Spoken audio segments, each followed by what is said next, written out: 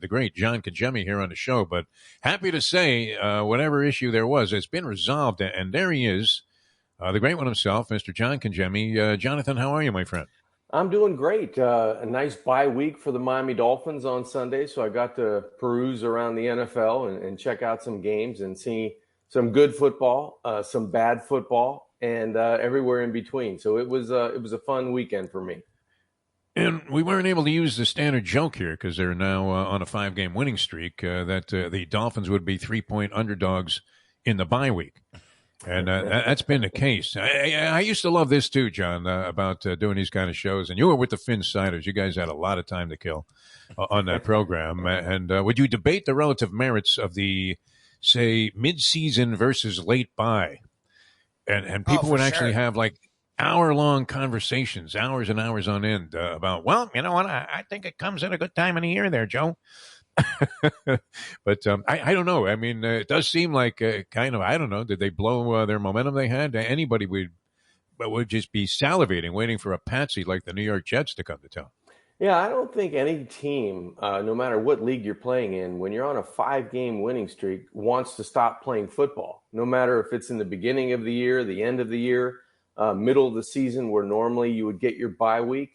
I think the Patriots, as well as the Miami Dolphins, the latest possible bye week this year was last week. And it didn't come at a great time for the Dolphins, but for the guys playing the game, I'm sure it did, because they've been going since preseason. And it's been a rough start. It's been a really good middle, and hopefully it's going to be a good finish. And this bye kind of propels them and gets them healthy, gets them rested, and this 4-game sprint to the finish is going to be interesting for the Miami Dolphins, and hopefully they can continue on with their winning ways coming back off the bye week.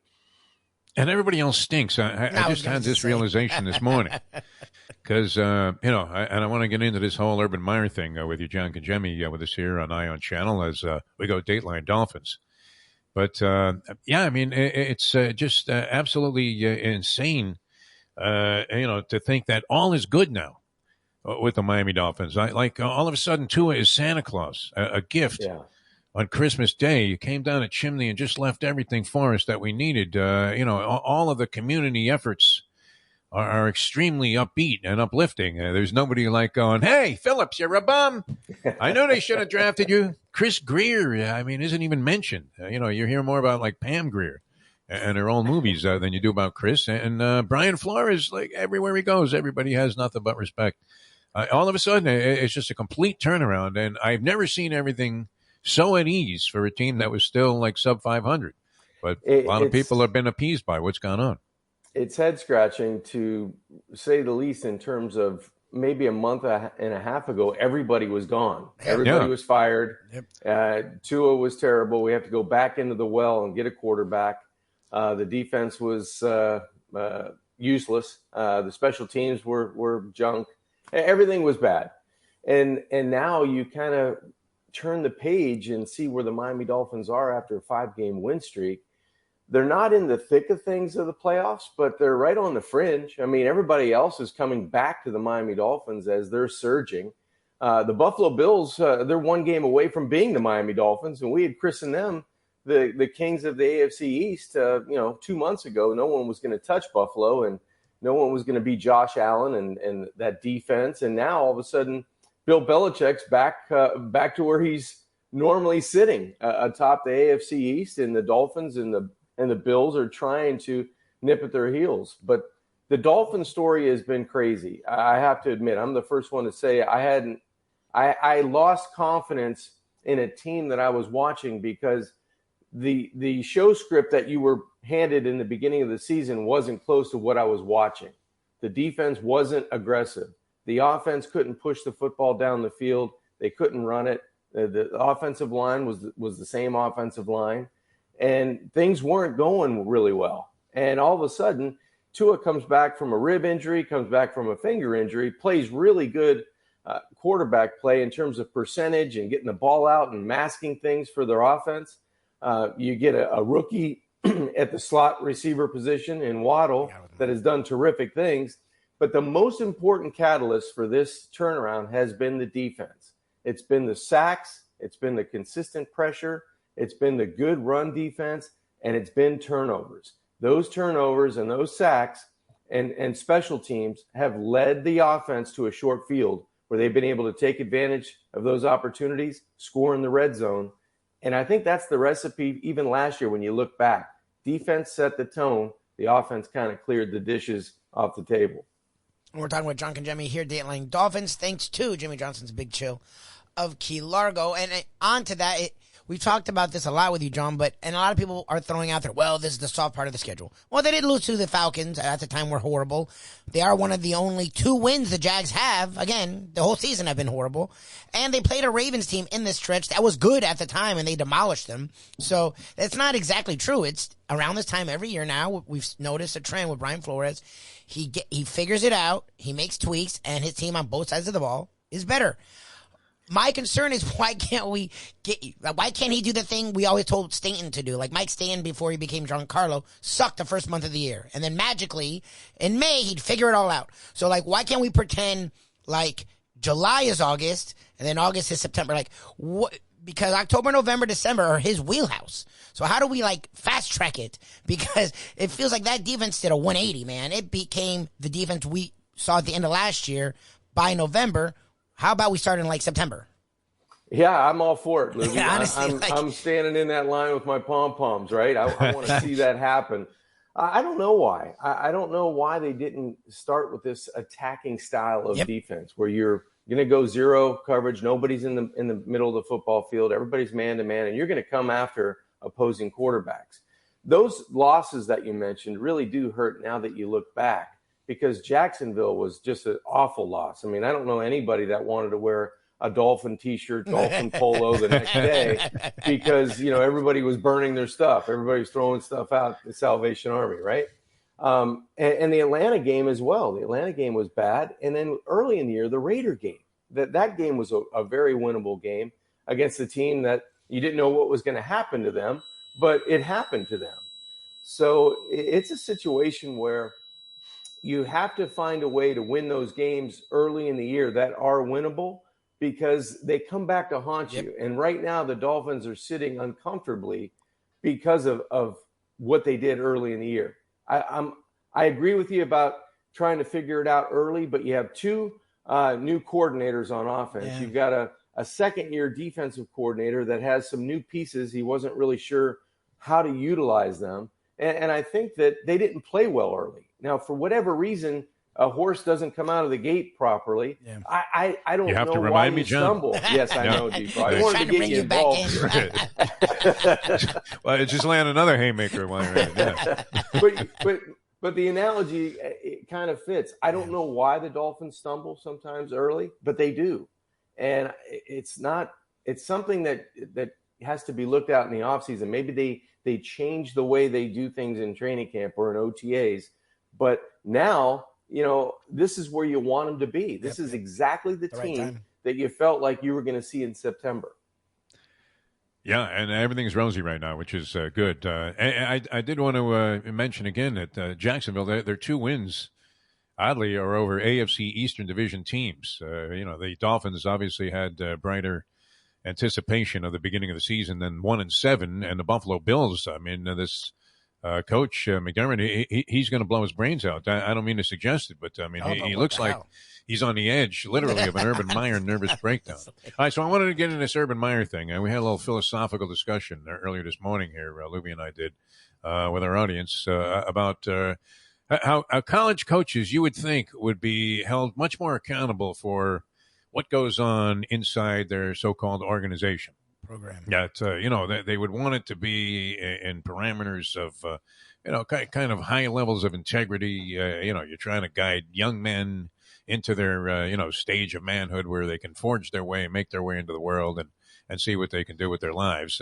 Whereas a pro coach, it would be kind of loosey-goosey. They wouldn't come under that much scrutiny because they were, in a situation where they were coaching grown men. And, the rules and the parameters aren't nearly as strict. So it's just the opposite, though. It seems like Urban Meyer is finally being held accountable for being somewhat of a bozo. Yep. maybe even, I don't know. I mean, is asshole, appropriate terminology here? I'm not sure. Right. I mean, John, you don't tend to go in that direction in any of your broadcasts, which I respect greatly. And I'm a believer in that also. I mean, but, he was unaccountable for all of the things that happened under his watch while he was a college football coach, seemingly so, because he was winning. And now, I don't know, is it just because he's losing or because he's in the pros that you're looking at Urban Meyer and going, what the hell is up with this guy?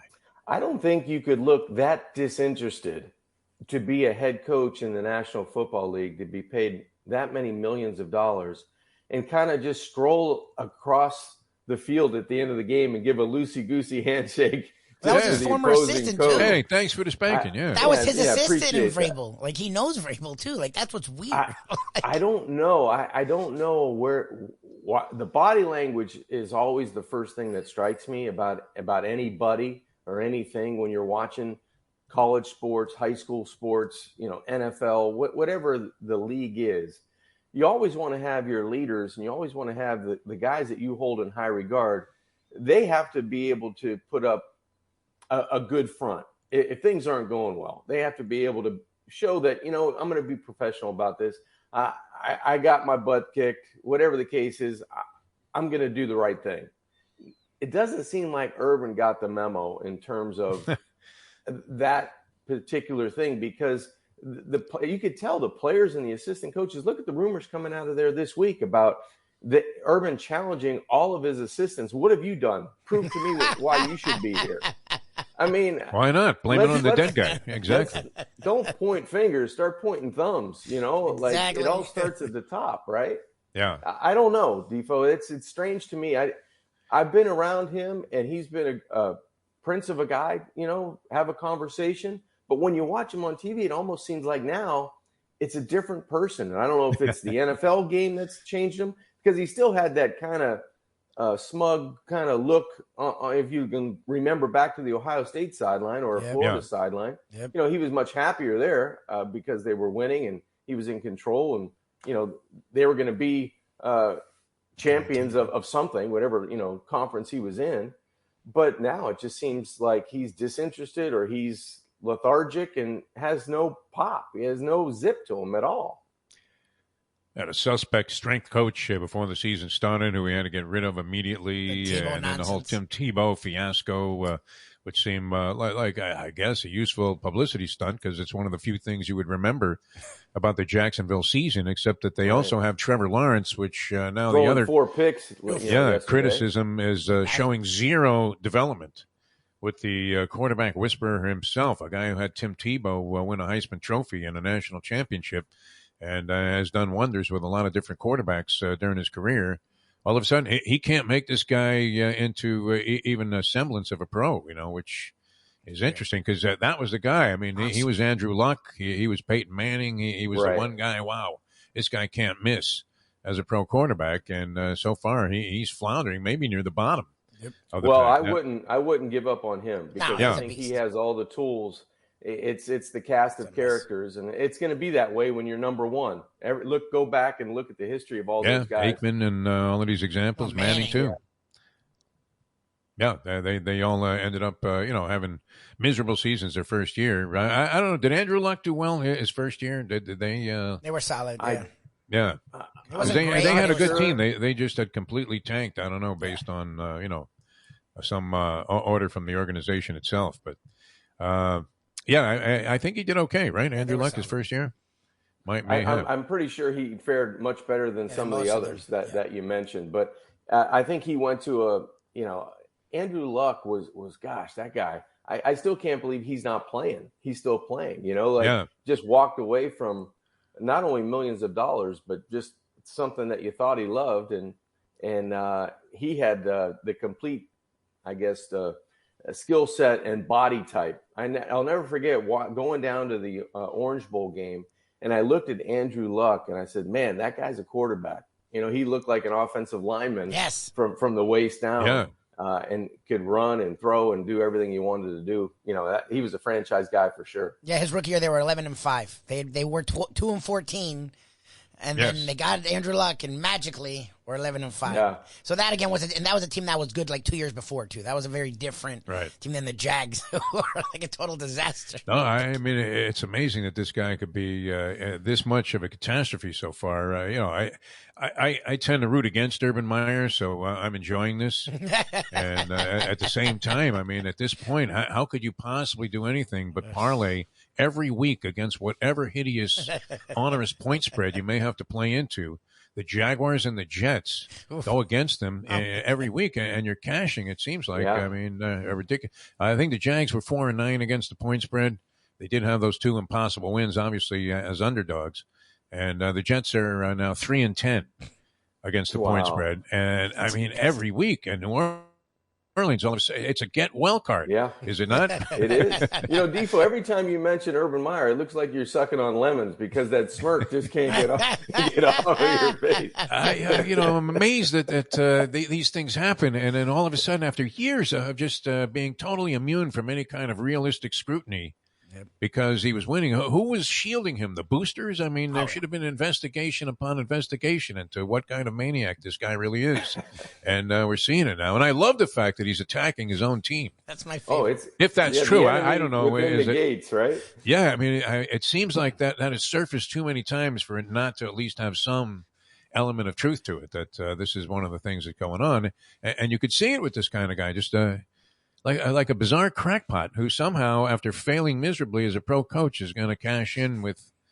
I mean, who's the real con here? Is it Urban or is it the owner? How do you keep Urban at this point? You can't. At the end of the year, he's got to go, right? And he throws in a twerking incident in the middle of this. Well, exactly. We all forgot about that. Most guys would have got fired for some could you punctuate this thing any better? A clown show in Jacksonville. At that point, in my heart, I think he was trying to get out, and they wanted to punish him, and they said, "Just stay, and coach this team." He didn't even go back with the team. Like, hey, see you later, guys. Yeah, nice game there. Buried again. I'll have a rum and coke. Yeah, I'll have another one. They're putting up zeros now. I mean, this. I don't know. See, just as soon as you think you really are onto something in any kind of gambling venture, you probably know this just from even being around guys that are sending it in. They'll win next week. I don't know who they're playing, but because you would be of the firm belief that you could bet against the Jets and the Jaguars every week the rest of the season and cash, even if the spreads got into the 20s. Yep, possible. You would think so. You would think so. Dolphins are only 7-point favorites over this decrepit Jet team. What am I missing here, John? Is it Christmas? I don't know. It's close. It's close.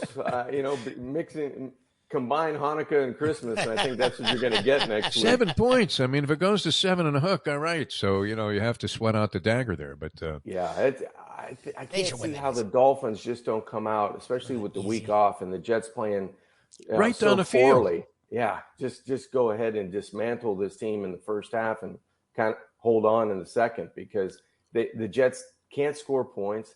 They can't keep opposing teams from scoring points, and they're going on the road, and it just doesn't look like a recipe for, it looks like a Dolphin layup, which kind of scares me. Scares the crap out of me. That's the only one that too good to be true. Yeah, crazy. All right, John Congemi with us here. Dateline Dolphins. Play the ponies in style at Champions, the outstanding simulcasting room at beautiful Hialeah Park.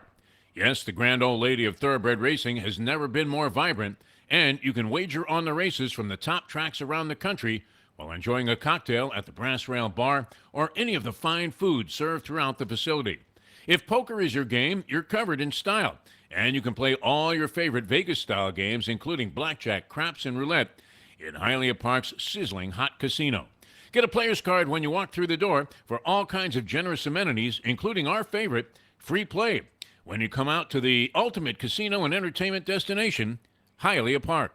These days, we're all looking for comfort anywhere we can find it. Thank goodness for Landlubbers Raw Bar and Grill in the Plantation location, because they are making sure you are as comfortable as possible. First of all, they're not only open for delivery and pickup. All you have to do is go to landlubbersbarandgrill.com for both pickup and free delivery. Their hours have changed a little bit. Monday through Thursday from 3:30 to 10, and Friday, Saturday, and Sunday from 11:30 to 10. You're going to have the best wings in the world. You're going to have a great burger. You're going to have their amazing soups. Again, Landlubbers Raw Bar and Grill. It's nice and easy. Just go to landlubbersbarandgrill.com for both your pickup and free delivery. Thank goodness for Landlubbers for making you always feel right at home.